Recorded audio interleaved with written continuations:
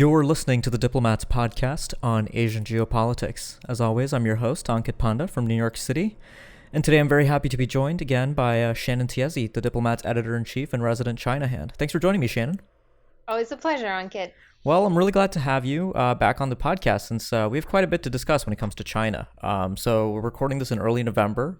We've all had a little bit of time to decompress from watching China's once in 5 year party congress. The 19th party congress wrapped up in late October, received quite a bit of coverage across the world. And the big banner story is that the only man whose opinion matters in China these days seems to be Xi Jinping, who continues to centralize power in his person, continues to collect all sorts of impressive job titles. And she has just introduced that we are now in a new era. I don't want to take this podcast too much in the direction of kind of what this all means for China. Certainly, that's an interesting conversation, and there's a lot of great analysis. Actually, I will plug.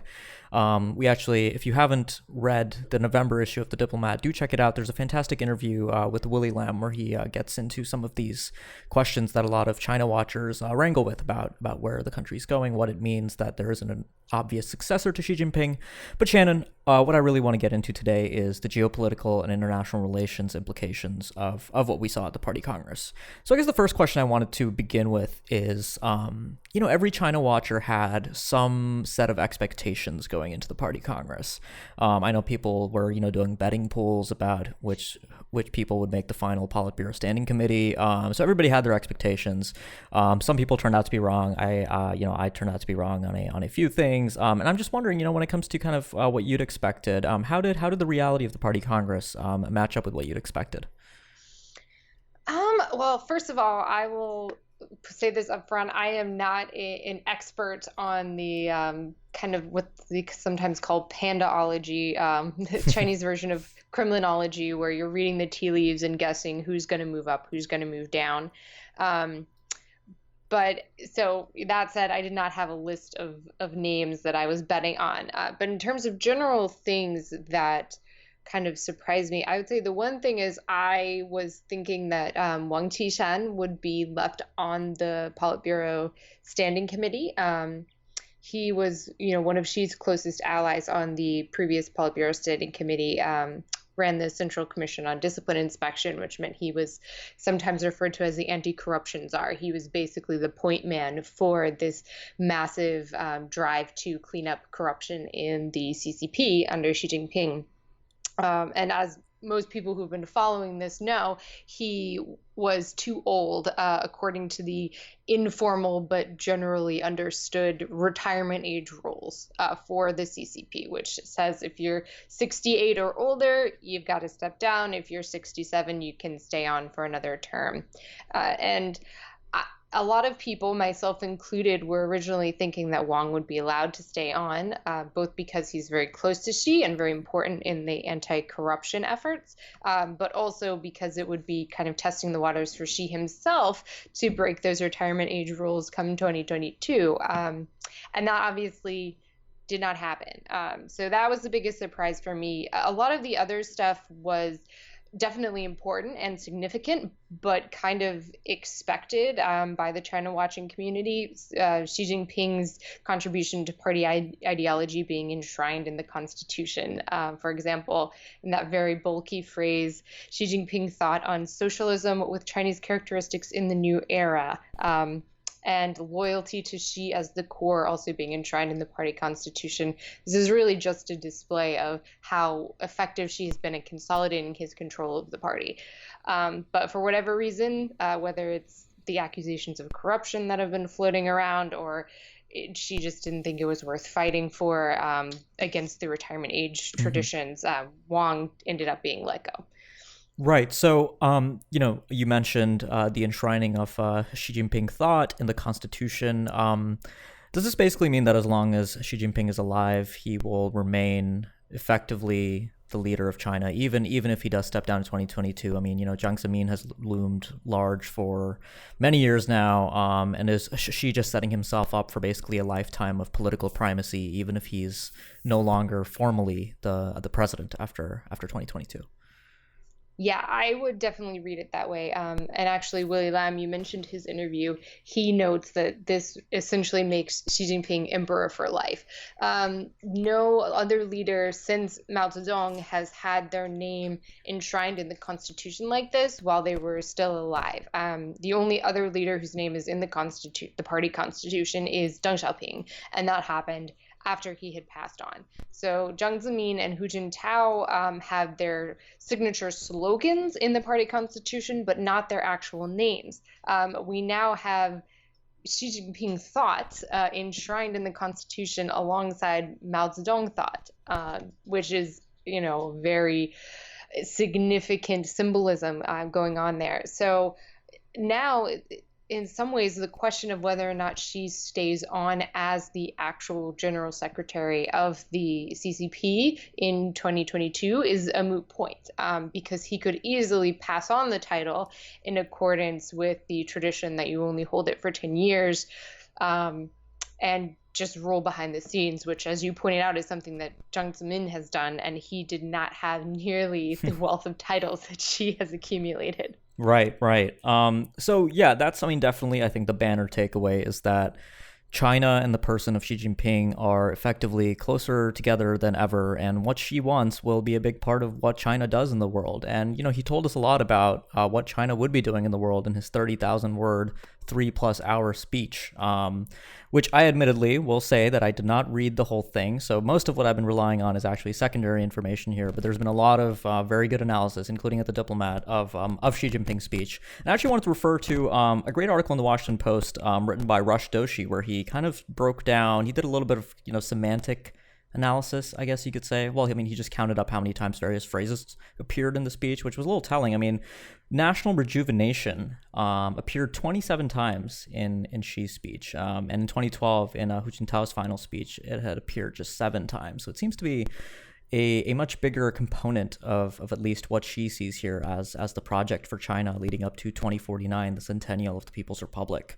But, Shannon, moving the conversation on a bit now to foreign policy more explicitly, what is your takeaway for, what we should expect out of China? Obviously, this has been a big year for Chinese leadership leading up to the Congress. China has obviously seen what the United States is doing with its own foreign policy and the long-held, conceptions of its adherence to the rules-based order, and et cetera, are all under question now under Donald Trump. So it is a convenient time for China to now present itself as a more active and forward-looking global power. So what are your big takeaways when it comes to kind of foreign policy thought in Xi's work report? So the CCP National Congress it's not really a place to unroll new initiatives, but the areas of emphasis are particularly interesting. So we weren't expecting to see anything new, no announcements of new projects or new areas that China will be focusing on. There's no real surprises here. But that said, you saw certain things being elevated to really the highest level they can get. For example, the Belt and Road Initiative is now enshrined in the party constitution, which, again, not surprising, but significant. And the phrase community of common destiny is also enshrined in the party constitution. But what was most telling, I thought, besides kind of the individual ranking of projects we'd already seen underway, is how direct Xi is about the way he views China as a major player on the world stage. If you look back at previous work reports, and particularly Hu Jintao's at the 18th National Congress, a lot of the language is largely aspirational when it comes to China's role in the world. It's about China will be doing this in the future. There's a lot of modifiers like gradually. Right in Xi is talking about it. He's talking about Chinese leadership as something that is already happening and will continue happening in the future. He had a couple of quotes saying, China will be moving closer to center stage. We have already seen a further rise in China's international influence. China has become strong. He's talking about this stuff in the past tense, which, it's Chinese language tenses are different in the English language, but you can tell from the modifiers in the context that that's what he is saying. This has already happened. And he's very upfront about the fact that China is now one of the major players in the world. China has arrived, and the rest of the world should get used to it. And going along with that, that means that Xi Jinping's vision for the international community is increasingly important. So things like the community of common destiny and the Belt and Road, these are concepts that any world leader should understand and have a strategy for how to deal with, because these are, in the party constitution, Right. going to be China's goals for the foreseeable future. I think that was really well said, actually, Shannon. A lot of this, like you correctly note, isn't surprising. But, people have been debating for a while, just how important the Belt and Road is. If we'd formally seen the end of hide and bide, if we were still in the kind of era of a more uncertain China. But we had very good indications and previews, everything from kind of speeches made by, Liu Zhenmin at the Shangchan Forum last year, outlining a clear vision for regional leadership, at least for China. The Foreign Affairs Ministry released a long white paper on regional leadership earlier this year. And of course, we had a Xi speech at Davos, which again, I think portrayed that very forward-looking China, at least when it comes to global economic leadership and integration. So I think all of that is definitely an important takeaway here as well. The idea of China as a great power that has risen at this point. It's no longer a question mark, and it's important that Xi Jinping, the all-powerful leader of China, Emperor for life, sees China's role that way. I think that will come to bear on how China carries itself in the world. Yeah, I would just jumping off what you said, Tao Guangyang Hui, the hide and bide, that is gone. I think there's no question about that at this point, and that's part of what she is getting at when he's talking about a new era having begun. Partially it's domestic, but it's also equally importantly about foreign policy. This is a new era for China and China's role in the world. There's no more, biding your time. China's time has come in Xi Jinping's mind. Right. Absolutely. I think it's good to be really clear about that. And, let me ask you, so all year long, you read any analysis of a foreign policy issue involving China, be it kind of the Doklam standoff with India, be it issues in the South China Sea with ASEAN, relations with the United States, cross-strait relations with Taiwan, the North Korea issue. Almost, it sort of became cliche at a point for all of these analyses to include, well, we'll have to see, how the 19th Party Congress plays out. I mean, China possibly doesn't want to take risks or is taking risks because Xi needs to make himself look powerful before the 19th Party Congress. And obviously a lot of that stuff was just untestable, those theories. I mean, it's still unknowable to an extent, just how much sort of internal party deliberations were driving China's decision making in the Doklam crisis, for example.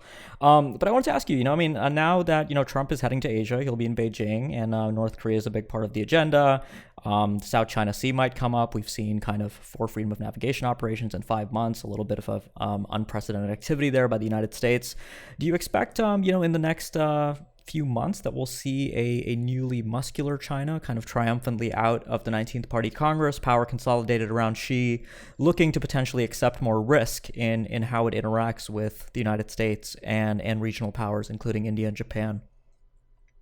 I definitely think we're going to see China continue to become more assertive, but I'm not sure how important the timing actually is in relation to the party Congress. Obviously Xi Jinping doesn't want to start a war right before this major domestic political event, but at the same time, he absolutely cannot seem to be weak on China's core interests. So I think those concerns kind of cancel each other out, and what you see is, just we're going to stay the course and not do anything veering either too soft or too hard in the lead up to the party Congress. So I'm not expecting any major changes. It's not like, now that the Congress is over, Xi Jinping is immediately going to start building on Scarborough Shoal in the South China Sea. Right. But I think what you see generally in China's approach to foreign relations, and this is part of the concept of salami slicing, is China will take an action to advance its own interests that it knows is going to be upsetting to its neighbors. And then once it's kind of completed that, it stops, tries to rebuild the relationship a little bit to come back from where it was. And then you start the cycle over again. So right now we're in that lull period. You had China essentially has completed all of its construction on artificial islands in the South China Sea. So now it's working to rebuild its relationships with ASEAN. And I think that's why we're seeing this big push to the code of conduct, so that China can have something to point at and see, look how well we're handling the South China Sea issues with our neighbors. And obviously, there's a lot of debate over how useful this code of conduct is actually going to be. But for China, it has a key diplomatic purpose. So I would predict that this lull is going to last a little bit longer, but maybe heading into 2018, China will roll out the next phase of its strategy, whether that's declaring in ADIZ in the South China Sea or something else. Mm-hmm. In terms of U.S. relations, China isn't really out to provoke the United States, although obviously a lot of things that it does are taken as a direct challenge from Washington. So it's more incidental from China's point of view. It's we're pursuing our core interests, and if that happens to upset the U.S. administration, then that's something that we'll deal with when that happens. And I think the big thing to watch is this idea of a community of common destiny, which hasn't really gotten much play compared to Belt and Road because there's not all of these dollar signs attached to it. But this concept, it was raised in the context of Xi Jinping's speech on a new Asian security concept at the SICA conference, but which essentially means we don't want the old U.S. alliance system in the Asia Pacific anymore. Right. We're going to have our new Asia security concept, which is all very vague and based on good feelings and not upsetting partners, read Don't Upset China into that. So how aggressive is she really going to be at promoting this concept of community of common destiny? That's really the big question mark. And obviously the Belt and Road is part of that. That's how he's trying to get all of China's neighbors linked together to believe that China's interests are also their interests, so they can't cross them.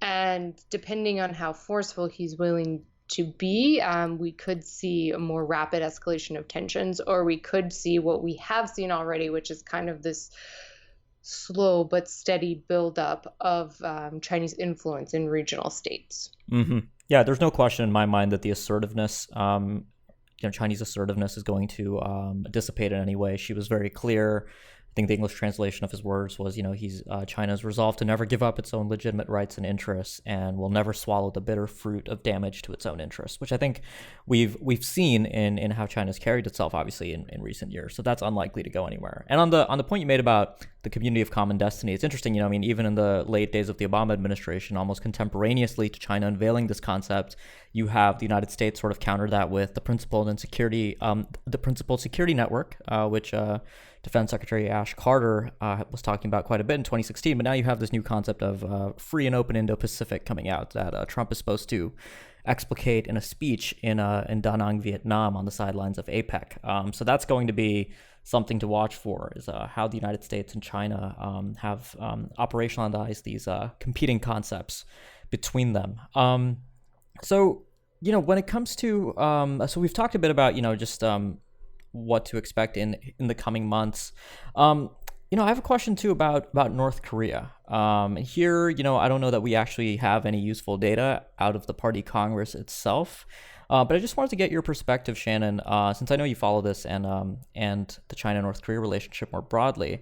But, the Trump administration has obviously made pressuring China a big part of its policy on North Korea. And there have been encouraging comments, I guess, from Trump and even McMaster recently that they are happy with Chinese implementation of UN sanctions and whatnot. But what do you actually think, the Chinese are looking for out of North Korea at this point? I mean, I have a few ideas, but I really want to, get your take on this, since obviously we have the freeze for freeze proposal floating around. And like you said, the Chinese aren't really looking to provoke the United States simply because there's no telling what this administration might do. They don't know how Trump might react to various things, and they don't want to cause any kind of unintended escalation or conflict right now. But what is China's at least short-term play with North Korea right now? Well, in terms of short-term goals, I think in a way they've already gotten what they wanted, which is a drama-free party Congress. They absolutely did not want any missile tests, any nuclear tests going off while they're having this very sensitive domestic political event. So they must have been very happy with that. And I would imagine, we don't know a whole lot about the behind the scenes discussions between China and North Korea, but I would imagine it was made very clear to North Korea, take it easy for the next week or so. Yeah, can I just say something on that? I mean, it's been really interesting to me, the synchronicity between major Chinese kind of international events and North Korean missile tests. I mean, the Hangzhou G20 meeting in August 2016, the Belt and Road Forum opening this year in May, and the Xiamen BRICS Summit. All three of those events, major diplomatic events for China and hosted in China. And right when China was hosting those events, at the Belt and Road Forum, it was actually during Xi's speech, I believe, or just an hour before in the morning, that North Korea carried out missile tests. So it's interesting that they didn't do one during the Party Congress. Certainly that must have been made crystal clear to them in some way. But anyways, I didn't want to interrupt you. Go back. No, I mean, that's an excellent point, because it's very telling that this one, the one that was the most important of all the events that China was holding this year, this was the one that North Korea backed off on. So clearly this is not a very happy partnership. China is not thrilled with North Korea right now, but when push comes to shove and China believes its bottom line is at stake, at least in this instance, it seemed like North Korea was willing to respect that. In terms of what China wants to see from North Korea, I think they want more overt willingness to talk. Like you said, China wants resumption of the six-party talks is kind of the far-off dream goal, or something like the six-party talks, if not exactly that format of dialogue. But they want negotiations to be ongoing, particularly on this freeze-for-freeze proposal that you pointed out, which is North Korea freezes its nuclear program and the U.S. and South Korea agree to halt joint military exercises. But for China, really talks for talk's sake is a win for them, because as long as people are actively talking and having dialogue, there's a lot less pressure on China to implement some of the more coercive mechanisms that could be used to address the North Korean nuclear crisis.